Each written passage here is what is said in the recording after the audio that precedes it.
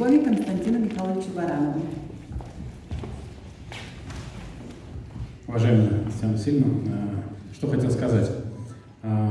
Оценка вашего творчества – это то, что вот мне сейчас сообщают, что люди стоят на улице и пытаются пройти сюда, потому что очередь уже выстроилась, уже по улице Кирова устраивается очередь, чтобы прийти сюда посмотреть. Но самое главное, представляете, председатель Союза художников Республики Коми тоже стоит в очереди и тоже хочет посмотреть, вот он где-то там пытается, а меня пропустите. Но, видите, к сожалению, ему придется в очереди постоять, чтобы, видите, попасть на это событие.